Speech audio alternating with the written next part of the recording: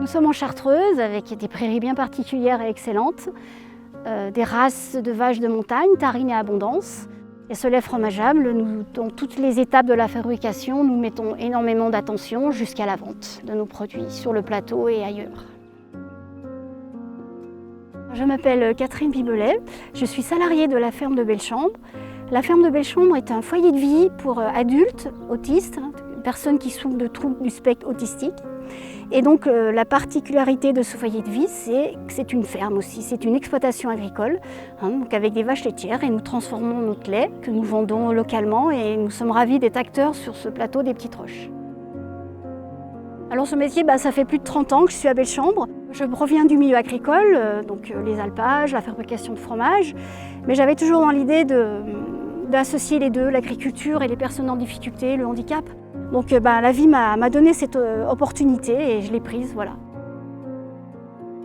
Alors ce qui me plaît le plus au quotidien dans mon métier, faut que je l'avoue, c'est cette particularité d'associer une technique, une vie agricole avec ces personnes qui ont leurs difficultés et de les aider à vivre et à s'épanouir. Alors une journée type à la ferme de Bellechambre, donc elle est propre à chacun, à chaque résident. En ce qui concerne donc le lien avec l'exploitation agricole, donc chacun doit se lever quand même, se préparer et partir dans de bonnes conditions. Donc souvent la journée commence par la traite, donc il y a 2 ou 3 résidents. Donc chez nous la traite est un peu plus longue dans une exploitation normale parce que comme elle se fait avec les résidents, des fois on travaille beaucoup à 4 mains comme on dit. Après la traite, donc souvent ils repartent sur le foyer de vie parce que pour eux, enchaîner plusieurs activités, c'est trop pénible et trop fatigant. Mais d'autres se sont préparés pour, à partir de 10 h, aller en fromagerie. Après, l'après-midi, par exemple, la fromagerie redémarre et c'est là qu'on moule.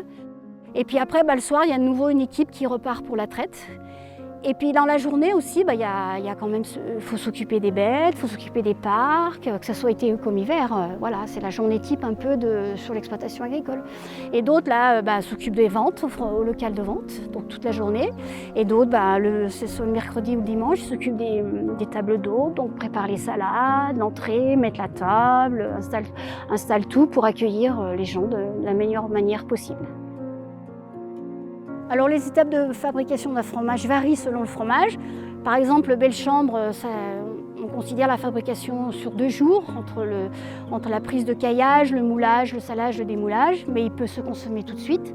Par contre, pour la tome du Bresson, le petit gru ou la raclette de Bellechambre, la fabrication dure de 2 à 3 heures, mais par contre, après le passage en cave avec le temps d'affinage peut durer, par exemple pour la raclette, 2 mois de travail et d'affinage. Alors sur le plateau des Petites Roches, nous livrons le snack de la Virgule au col de Marcieux. Après à Saint-Bernard, le magasin général. Après il y a Maria avec sa pizzeria sous la dent.